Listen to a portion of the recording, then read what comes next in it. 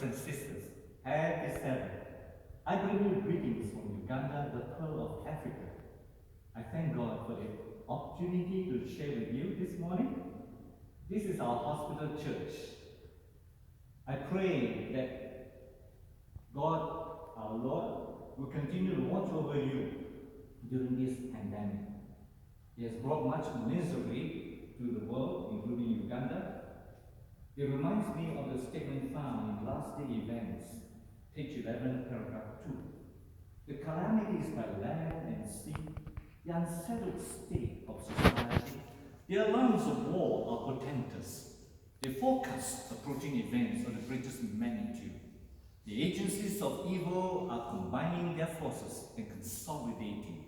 They are strengthening for the last great crisis. Great changes are soon to take place in our world, and the final movements will be rapid ones. Today it is not difficult to see great changes are indeed taking place rapidly. The George Floyd protests and riots currently taking place in many cities, COVID-19 pandemic, climate change, are but some of the signs of the times that will eventually lead us into the Sunday law crisis. The end is nearer than we first believed. For instance, we could see the rapid healing of the deadly wound of papacy. Pope Francis is considered by world leaders as more powerful than the United Nations to bring peace to the world. He is the first pope to address the joint session of Congress in September 2015. Imagine a Catholic pope speaking to Protestant America. If this was in the 19th century, the whole of the American Protestants will rise up in protest. But the Protestants are sleeping. Instead, they say, we like the Pope. What significant event took place on October 31st, 1517? It is certainly not about Halloween. On that day, the great reformer Martin Luther nailed his 95 Theses on the church door of Wittenberg in Germany, protesting against the corruptions, abuses, and abominations of the Roman Catholic Church. But what happened on October 31st, 2016, during the 499th anniversary of the Reformation celebrated in Sweden? It was a joint ecumenical commemoration between Catholics and Lutherans. Pope Francis and leaders of the evangelical churches were there. They signed the joint statement, which includes moving from conflict to communion. This is the first step in the union between the Catholics and the Protestants. The reason why we are called Protestants is because we protest against the unbiblical teachings and practices of the Catholic Church. Now, when the Protestants unite with the Catholics, it simply means the demise of Protestantism. How could they protest when they are united together? While the other Protestants have abandoned the protest and dropped their baton, God has raised up the Seventh-day Adventist movement to continue and finish the work of Reformation. The protest is certainly not over. Indeed, we have even more reason to march on. Let us pray. Our Heavenly Father, we thank you for the privilege to come into your presence with thanksgiving and praise. We thank you for life, for when there is life, there is hope in Jesus. Encourage us, revive, and reform us. In Jesus' name we pray. Amen. I have titled my sharing, Eat with Your Shoes On. Our scriptures are taken from Exodus chapter 12, verses 8 and 11. And they shall eat the flesh in that night, roast with fire and unleavened bread, and with bitter herbs they shall eat it. And thus shall ye eat it, with your loins girded, your shoes on your feet, and your staff in your hand, and ye shall eat in haste. It is the Lord's Passover. We read in 2 Peter 3:9 that God is not willing that any should perish, but that all should come to repentance. Paul declares, Ye are bought with a price, and it is true. For the price paid is nothing less than the life of the only begotten Son of God. We may refuse the invitations that Christ sends to us. We may neglect his offer of pardon and peace. But still, it remains a fact that every one of us has been bought with a price, even with the precious blood of the Son of God. One notebook leaflets, page 69, paragraph 11. Although most people reject the offer of salvation, God always has his faithful people on earth.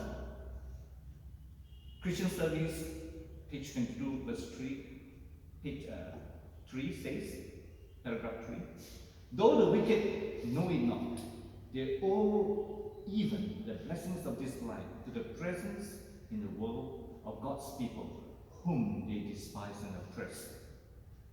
Yet all through history, the wicked has always wanted to destroy the righteous. For instance, God sent Joseph to Egypt to save the lives of the Egyptians and others from famine, which lasted 7 years. The Pharaoh, in recognition of Joseph's contribution, treated the Israelites kindly by giving them Goshen, the best part of Egypt. And the Israelites began to multiply rapidly. But when a new Pharaoh, that knew not Joseph, arose, he and his people feared that the Israelites would one day take control of the country. They conspired together and oppressed the Israelites and made them slaves. The more they oppressed them, the more the Israelites increased. Then came the death decree to destroy all the firstborn male in Israel. It was during this time that Moses, the deliverer, was born. According to prophecy, the Israelites were to dwell in Egypt for 430 years. Then they would leave Egypt for Canaan, the promised land. There was also the probationary period given to the Egyptians that they might turn from idolatry to the worship of true God. At the end of the probation, unrepentant Egypt was visited with judgment in the form of 10 plagues. By the way, the 7 last plagues, except for the plague of the scorching sun, are very similar to the 10 plagues. Even then, the door of mercy was still extended to Egyptians who were willing to be circumcised and partook of the Passover. Those who did were spared the death of their firstborn.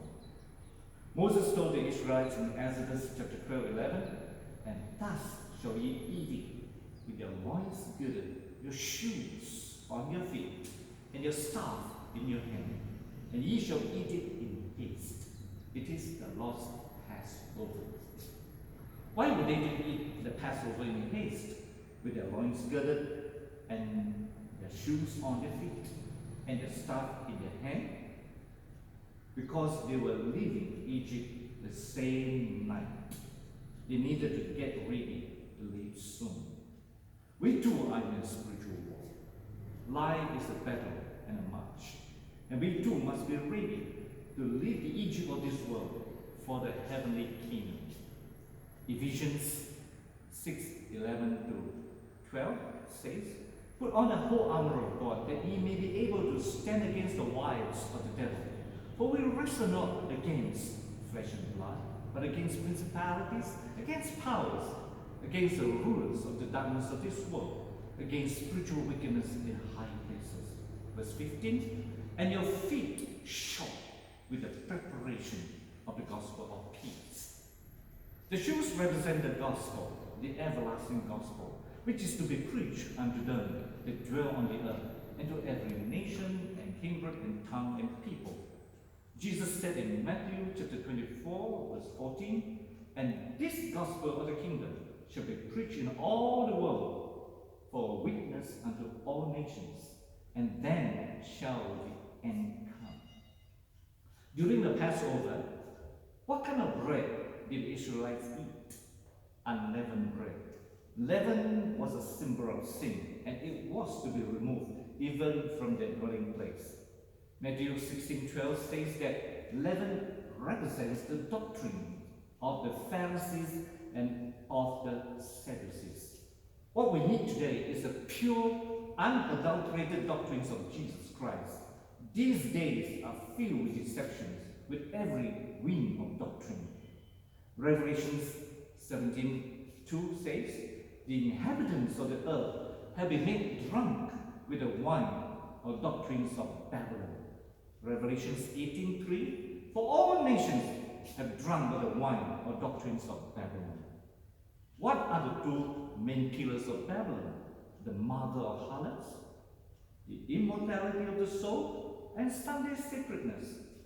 And what is the secret of a power? Why there are so many people who accept the teachings of the Roman Catholic Church?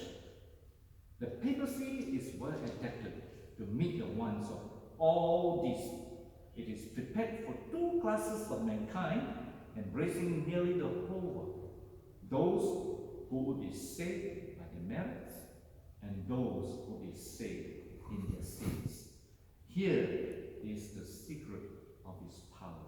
Great Controversy, page 572. It is high time for God's people to dispel the darkness of errors of papacy with the everlasting gospel. Isaiah 60, verses 1 to 3 says, Arise, shine, for thy light is come, and the glory of the Lord is risen upon thee. For behold, the darkness shall cover the earth, and gross darkness the people. But the Lord shall rise upon thee, and his glory shall be seen upon thee. And the Gentiles shall come to thy light, and kings to the brightness of thy rising. We must eat the unleavened bread of pure doctrines. This is none other than Jesus Christ, the unleavened bread of life. In John, Jesus says, in chapter 6:51, I am the living bread, which came down from heaven. If any man eat of this bread, he shall live forever. And the bread that I will give is my flesh, which I will give for the life of the world. Christ sacrificed his life that we might partake of the unleavened bread, that we might have eternal life. Those of us who partake of it will also follow his life of sacrifice and self-denial. Paul admonishes us in Romans 12:1. I beseech you, therefore, brethren, by the mercies of God, that ye present your bodies a living sacrifice, holy, acceptable unto God, which is your reasonable service. As we partake of the gospel, we are then to share it with others. Paul, the apostle to the Gentiles, said in Acts 20:24, but none of these things move me, neither count I my life dear unto myself, so that I might finish my course with joy and the ministry which I will receive of the Lord Jesus, to testify the gospel of the grace of God. Acts 20:20, and how I kept back nothing that was profitable unto you, but have showed you and have taught you publicly and from house to house. Despite the miseries caused by COVID-19 pandemic, there is something good that comes out of it. In Uganda, during the lockdown till now, we are allowed to go out from 6:30 a.m. to 7 p.m. Most people, especially the students, are available at home most of the time. Although the churches are closed, we could go from house to house to share the everlasting gospel. Many are interested to know what the Bible says about the future during this time of uncertainty. They have time now for reading books such as The Great Controversy, Steps to Christ. We teach them health principles and simple remedies, how to strengthen their immune system against COVID-19 infection. This blending of the preaching of the gospel with the right arm, the medical missionary work, is a very effective way in winning souls. For 2 years in Uganda before the lockdown, Amazing Facts have been training people, especially the youth, to do evangelism. It is a 4 months training. Meanwhile, we have been conducting also 4 months medical missionary training on healthful living, simple remedies, and Bible doctrines. The combined effort of evangelism and medical missionary work has yielded close to 1 million baptisms in a year in Uganda. In Africa, youth aged 15 to 24 represent nearly 20% of the population. The pen of inspiration says, with such an army of workers as our youth, rightly trained, might furnish how soon the message of a crucified, risen, and soon coming Savior might be carried to the whole world. How soon might the end come, the end of suffering and sorrow and sin. Maranatha, page 122, paragraph 5. And thus shall ye eat it with your shoes on. While we are eating the unleavened bread of life, we are to impart it as soon as we receive it. We are to eat with our feet shod with the gospel of peace. Why? Because time is running out. In Loma Linda Messages, page 58, paragraph 3, it says, workers, gospel medical missionaries are needed now. We cannot afford to spend years in preparation. Soon doors now open to the truth will be forever closed. Carry the message now. Do not wait, allowing the enemy to take possession of fields now open before you. Let little companies go forth to do the work to which Christ appointed his disciples. Already we see the doors are practically closed in Russia and China. Soon it will become more and more difficult to share the gospel. We need to eat the unleavened bread quickly in haste, and as we learn more of the truth, share it quickly with others. Isaiah 52 verse 7 says, how beautiful upon the mountains are the feet of him that bringeth good tidings, that publisheth peace, that bringeth good tidings of good, that publisheth salvation, that said unto Zion, thy God reigneth. In ancient times, during wars, if a victory was won, a man who could run the fastest was chosen to bring the good news back to the capital. When the watchman on the wall saw a man running, it implied good news. It means victory. We may recall the rebellion of Absalom. When King David's army won the war, who was sent to run to report the good news to David? In fact, there were two runners, one with a message and the other without a message. Their names are Ahimaaz and Cushan. Their account can be found in 2 Samuel chapter 18, verses 21 to 23. Ahimaaz requested to take the message, but Job refused. Instead, he sent Cushan. But Ahimaaz pled with Job to let him run anyway without a message.